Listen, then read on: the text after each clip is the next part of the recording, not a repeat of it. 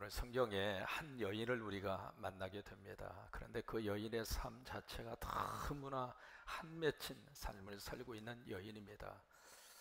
그 가슴 속에 얼마나 많은 상처와 눈물이 베어져 있을까 싶을 정도로 두 가지 면에 있어서 그렇습니다. 첫째로 여기에 기록이 되어 있는 그 여인의 이름이 없습니다. 이 같은 이 본문의 말씀이 마태복음, 마가복음, 누가복음 세 복음서 속에 그들의 거의 다 같이 기록이 되어 있습니다만은 어느 복음서를 가서 찾아보아도 이 여인의 이름이 등장하지 않습니다. 사람이 태어나면 가장 먼저 우리 부모로부터 우리가 부여받는 축복 중에 하나가 이름이에요. 그래서 이름 부르기가 싫으면은 군산댁이라고 하든지 김제댁이라고 하든지 복남댁이라고 하든지 그렇게 해서라도 우리가 호칭을 불러줄 수 있잖아요. 여러분, 개, 고양이 그들에게도 이름이 있습니다. 그런데 희한한 것은 좋은 이름은 개나 고양이한테 다 줍니다. 근데 이 여인에게는 이름이 기록이 되어져 있지 않습니다. 또 하나, 이 여인이 지금 오랫동안 투병 생활을 하고 있습니다. 그 병명을 성경이 기록을 하고 있죠. 혈류증이라고 하는 병입니다. 이 혈류증이라고 하는 병은 출혈 중에 하나인데 이게 지금 피가 출혈이 돼서 멈추지를 않습니다. 그래서 현대적인 병명으로 말을 한다면 아마 만성 자궁 출혈증 그런 비슷한 병을 이 여인이 앓고 있는데 지금 몇 년 동안 앓고 있습니까? 12년 동안.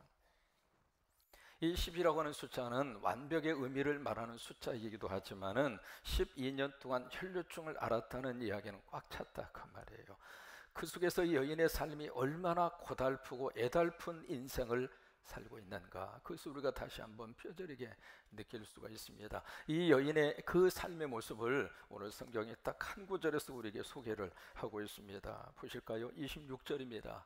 26절에 보시면 이 여인의 삶의 환경과 여건이 어떤 삶의 자리에 놓여져 있는가 성경이 보여주고 있습니다. 26절에 보시면 많은 의사에게 많은 뭘 받았어요?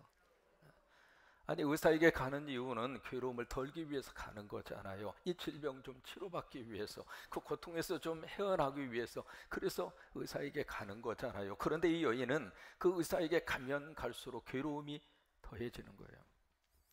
그것으로 끝나지 않았습니다. 가진 것도 어떻게 됐죠? 다 그 병원비로 다 날라가 버리고 만 거예요.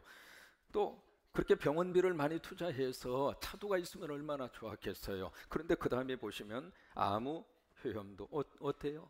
없어요. 그리고 도리어 어떻게 됩니까? 더 중화해진 차예요. 말 그대로 갈수록 지금 태산이에요. 말 그대로 전입가경입니다. 이 여인의 지금 삶의 환경이 말 그대로 절대적인 절망 상황이에요. 사람이 참 묘합니다. 살다가 보면은 그런 환경과 여건 속에 내가 선택해서가 아니라 내 실수와 잘못으로 그런 것을 우리들이 만날 수도 있습니다만은 주변 환경과 여건에 의해서 우리 삶의 자리가 그쪽으로 몰려갈 때가 있습니다. 그 절대적인 삶의 절망의 끝자락 속에서 이 여인이 예수님을 만났어요. 예수님을 만남으로 인하여 이 여인의 마음속에 희망이 생겼습니다. 여러분, 예수님 만나면 우리 마음속에 희망이 생깁니다. 내일에 대해서 꿈이 생깁니다. 아무리 삶의 자리가 어둡고 칠흑 같은 절망의 상황이라 할지라도 예수님을 만나면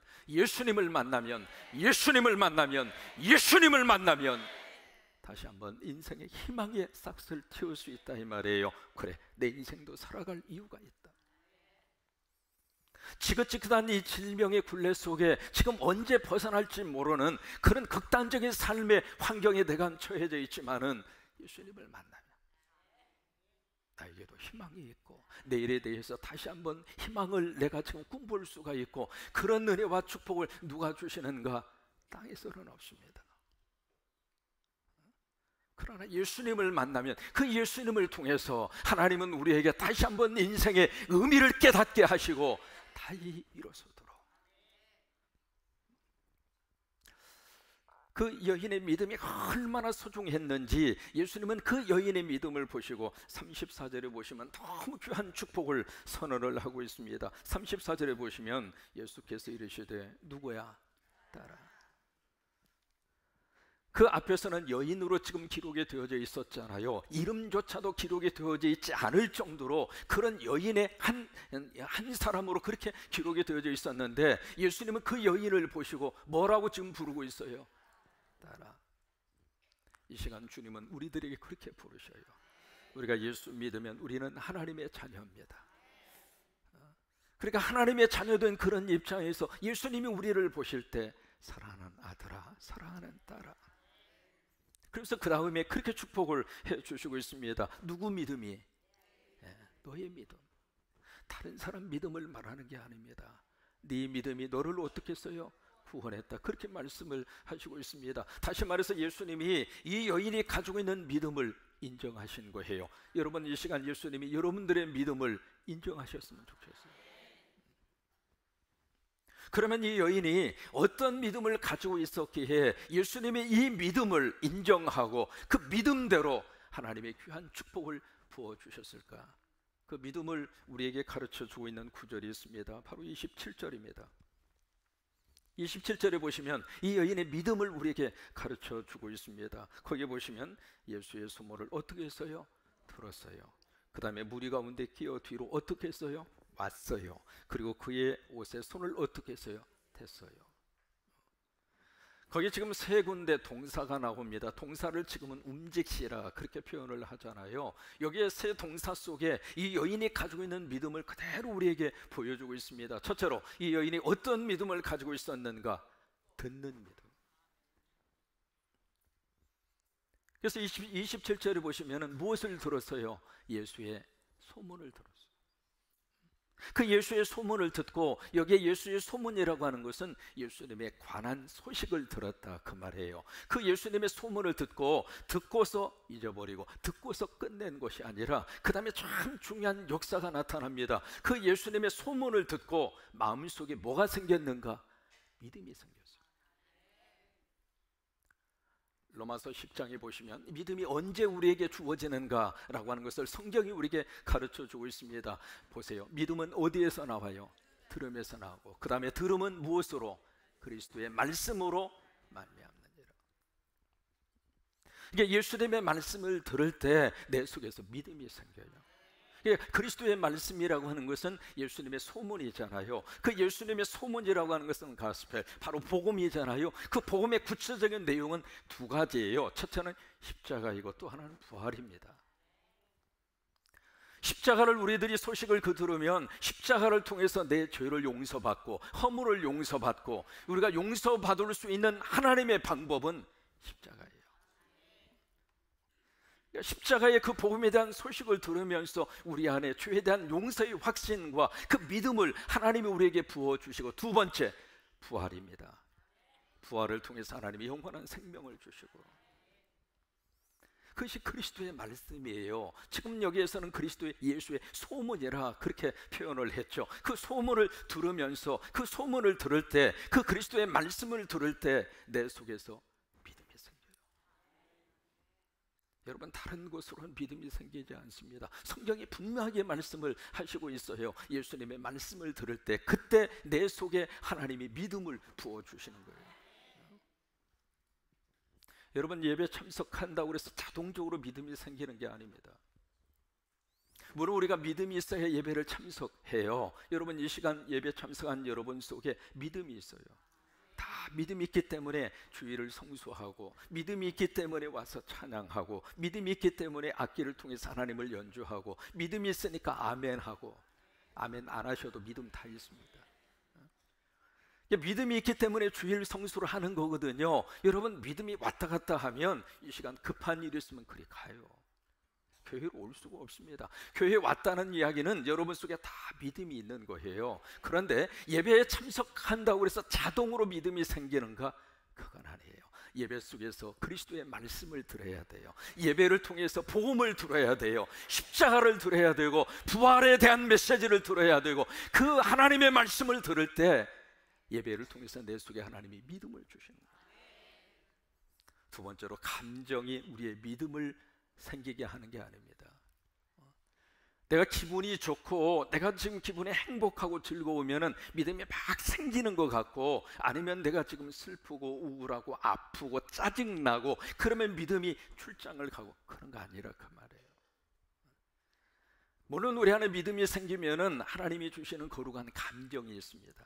그래서 그 감정을 하나님이 우리로 하여금 충분히 표현하도록 그렇게 역사를 하시는데, 믿음이 들어가면 나도 모르게 감사합니다. 여러분, 그런 감정이 나오는 거예요. 믿음이 들어가면 행복하다. 전에는 그런 말 전혀 할 줄을 몰랐던 그런 사람인데, 어느 날 갑자기 남편이 오더니 나 당신 만나 행복해요. 이거 가끔 써먹으시기 바랍니다.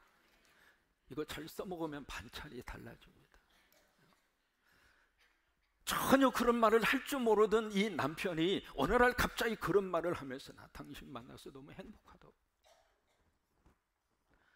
여러분, 그런 감정이 어디에서 생겼을까? 믿음이 생기니까, 하나님이 그 안에 성령의 귀한 은혜를 부어주시니까 내 아내가 소중하게 보여지고 내 가정이 너무 소중하게 보여지고 그런 감정이 생기는 거예요.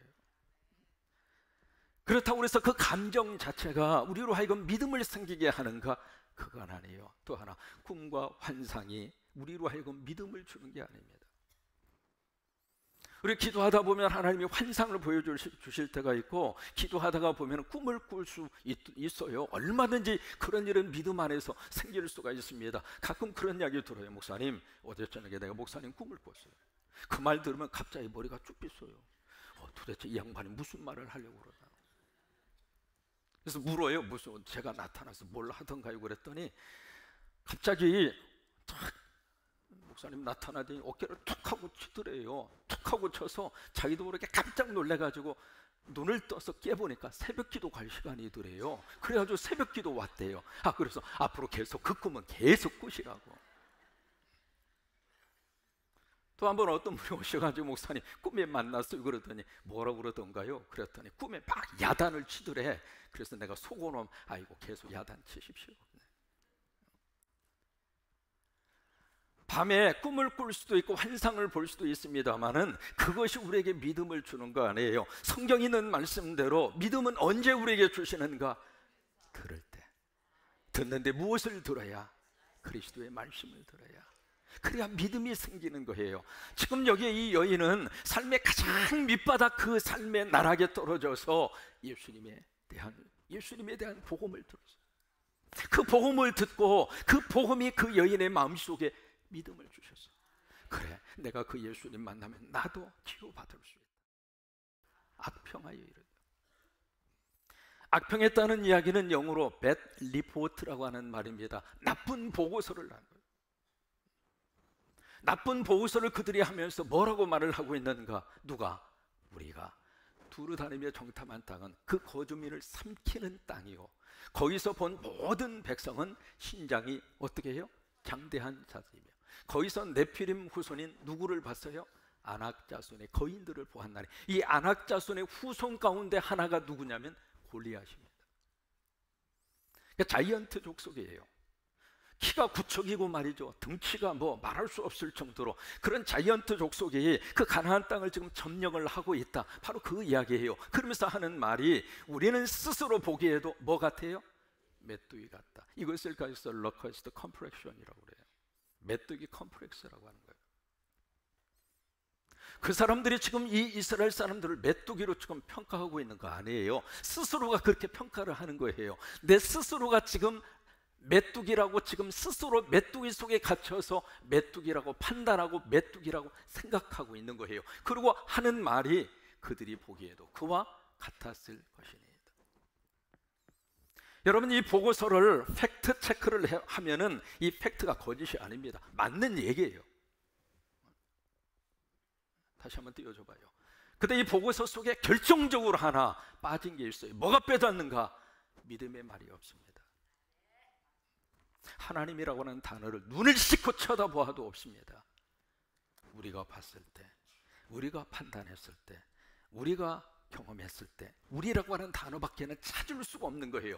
저 바로 보고서 속에 믿음의 언어가 하나도 없는 거예요. 하나님에 대한 믿음의 용어가 하나도 없어요. 그런데 여호수아와 갈렙 이 두 사람이 그 다음에 보고를 합니다. 그 보고를 하는데 민수기 14장이죠. 14장에 그들이 보고하는 내용입니다. 뭐라고 보고하는가? 우리가 두루다니며 정탐한 땅은 심히 어떤 땅이라. 똑같은 땅을 봤어요. 어떤 사람은 나쁜 보고서를 하고 어떤 사람은 너무 아름답다고 해요. 그냥 아름다운 땅이 아니라 그 앞에 심이라고 하는 말을 쓰고 있잖아요. 심이라고 하는 말은 영어로 mer이라고 하는 뜻입니다. 너무 아름답다고요. 그래서 그 다음에 보고를 해요. 누구께서? 그 앞에 10명의 보고서는 우리 가로 시작합니다. 근데 여호수아와 갈렙은 무엇으로 시작해요? 여호와께서 우리를 기뻐하시면 우리를 그 땅으로 인도하여 들이시고, 보세요, 그 땅으로 인도하여 들이시는 분은 누구예요? 그게 누구예요? 하나님이세요. 그리고 그 다음에 그 땅을 우리에게 어떻게 하리라? 주시리라. 그러면 그 땅을 주시는 분은 누굽니까? 그게 누구입니까? 하나님이세요. 여러분, 이 땅을 보호해 주시는 분은 하나님이세요. 하나님이 이 땅 가운데 있으면은 그 어떤 강대국이라 할지라도 한국 무너뜨릴 수 없어요. 그러나 하나님이 없으면, 하나님이 이 땅 가운데 계시지 않으면 아무리 많은 무기로 무장하고 아무리 안보 하더라도 그 안보를 누가 보장할 수 있겠습니까?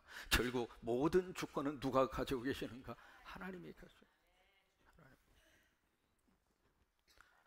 그러면서 그 다음에 보고가 계속 이어집니다. 뭐라고 보고를 하는가? 다만 누구를? 여호와를 거역하지는 말라. 또 그 땅 백성을 어떻게 하라? 두려워하지 말라. 그들은 우리의 뭐라고요? 옛날 번역은 밥이라고 그랬어요. 그들의 보호자는 그들에게서 떠났고, 그 다음에 누구는? 그게 누구는? 여호와는 우리와 함께 하시느냐. 그들을 두려워하지 말라.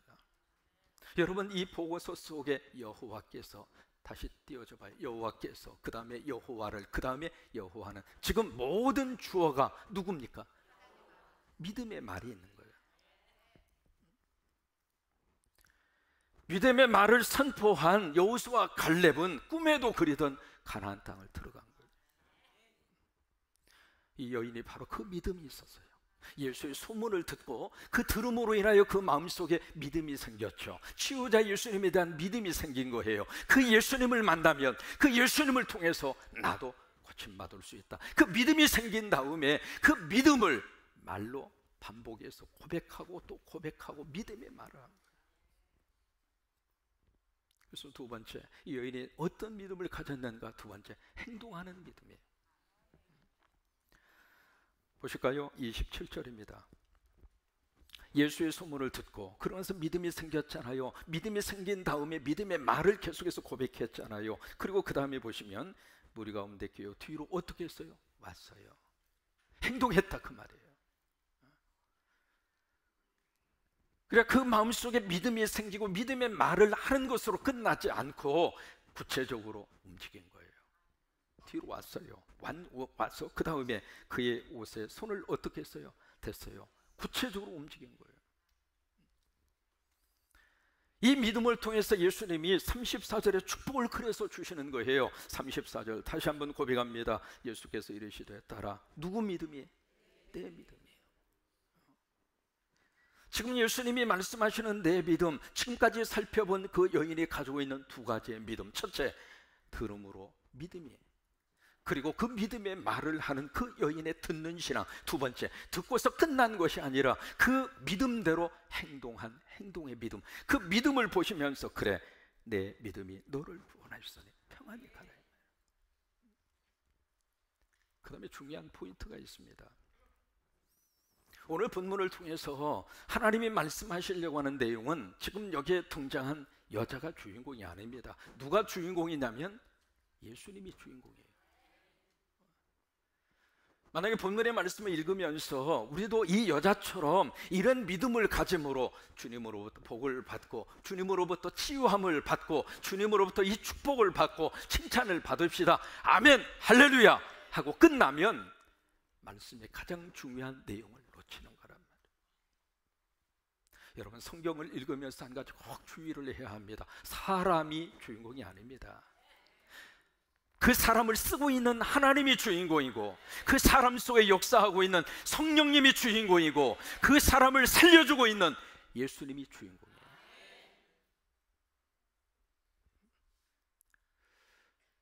여기 한 가지 질문을 던져야 합니다. 뭐냐면, 이 여인이 지금 앓고 있는 병이 혈류증이에요.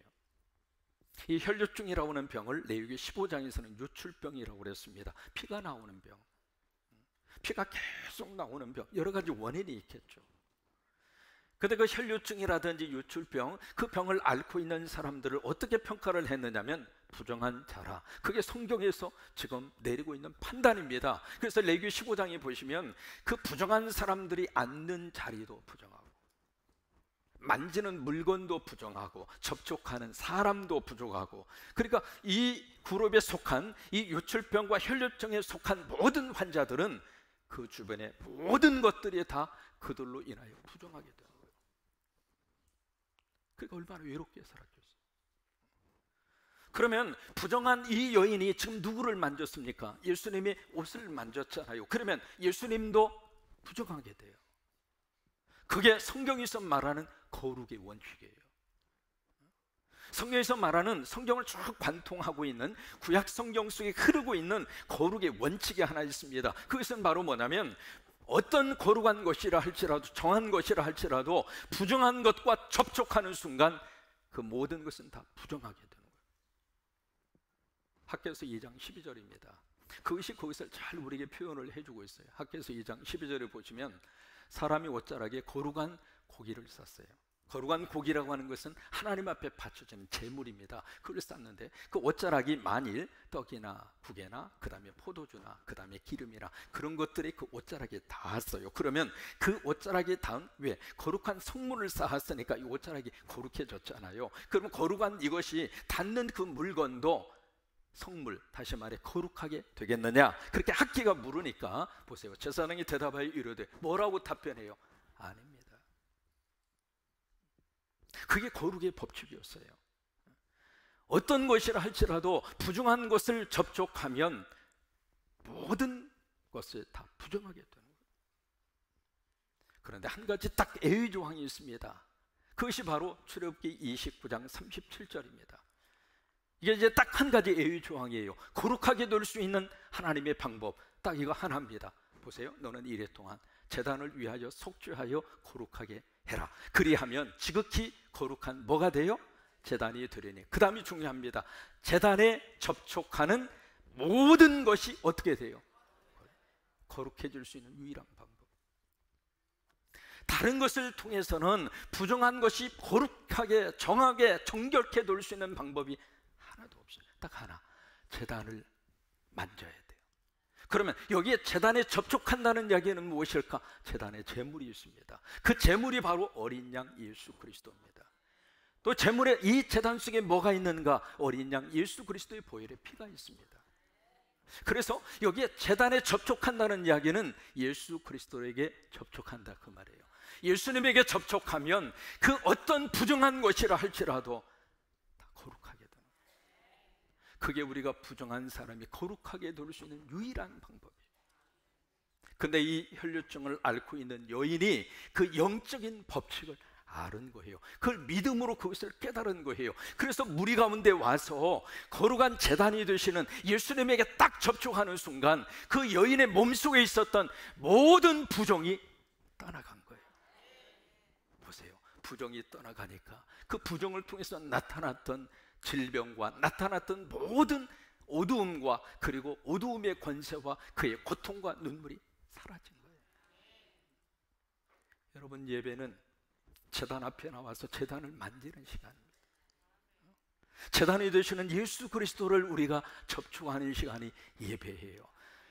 그 예수님하고 접촉하는 순간 내 안에 있었던 모든 부정한 것, 사람이 왜 이렇게 더러워졌어요? 사람이 이렇게 부정하게 됐어요? 그 원인은 바로 죄예요. 죄 때문에 사람이 가면 갈수록 더 부정해지고, 가면 갈수록 더 더러워지고, 가면 갈수록 더 부패해지고. 한 가지 물어볼까요? 어렸을 때하고 지금하고 어느 때가 더 죄 짓기 쉽습니까? 지금입니까? 어렸을 때입니까? 지금이에요. 갈수록 죄 짓기 더 쉬운 환경 속에서 우리들이 살고 있습니다. 다시 말해서 부정해질 수 있는 가능성이 더 많은 환경에서 우리들이 산다, 그 말이에요. 또 하나, 부정한 내가 또 부정한 것을 만지면 거기가 또 부정해져요. 이 부정이 더 많아져요. 그것을 끊을 수 있는 유일한 방법은 제단을 접촉해야 돼요. 예수 그리스도를 접촉하는 거예요. 그래야 부정이 사라지고, 그 부정 때문에 온 모든 질병이 떠나가게 되고, 그 부정 때문에 이 어두움의 모든 환경과 그늘에서 우리가 해방을 받을 수 있고, 어느 때 그 은혜를 받을 수 있을까? 제단 되시는 예수님을 만졌을 때 그 은혜가 넘치기를 주의 이름으로 축원합니다. 그러면서 이제 34절의 축복의 말씀을 주님이 우리에게 주시는 거예요. 예수께서 이르시되 따라. 무슨 믿음이? 내 믿음. 이 믿음 속에 하나가 더 첨가가 되는 거예요. 듣는 믿음, 행동하는 믿음. 그 다음에 세 번째 가장 중요한 믿음이 있습니다. 제단 되시는 예수님, 내가 만지면 내가 거룩하게 되리라. 그 믿음, 그 믿음이 어떻게 됐어요? 너를 구원하였으니 평안히 가라. 내 병에서, 여기 병이라고 하는 말 영어로 suffering이라고 하는 말을 씁니다. 그 말이 무슨 뜻이냐? 고난이라고 하는 뜻입니다. 단순히 질병뿐만이 의미하는 것이 아니라 내가 지금 가지고 있는 고통, 고난, 상처, 눈물, 어두움의 권세, 그것으로부터 어떻게 돼요? 노연하게 될 것이다. 여러분 34절이 바로 여러분의 말씀이 되시기를 주의 이름으로 축원합니다. 같이 한번 믿음으로 고백하십니다. 34절, 예수님이 나에게 주신 말씀이라고 믿으시고 큰 목소리로 우리 함께 믿음의 말로 선포하겠습니다. 34절 시작. 잠깐 그렇게 하지 말고 좀 더 크게, 좀 더 크게. 왜요? 믿음의 말을 선포하면 내가 듣잖아요. 믿음의 말을 선포하면 하나님이 들으시잖아요. 믿음의 말을 선포하면 마귀와 사탄도 들어요. 크게 외치시라고요. 34절 시작.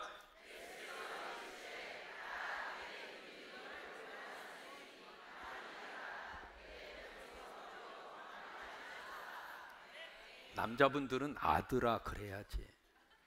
남자들은 무슨 복을 받아요? 다 딸이라고 그러면. 남자분들은 아들아라고 그렇게 해서 다시 한번 큰 목소리로 34절 시작.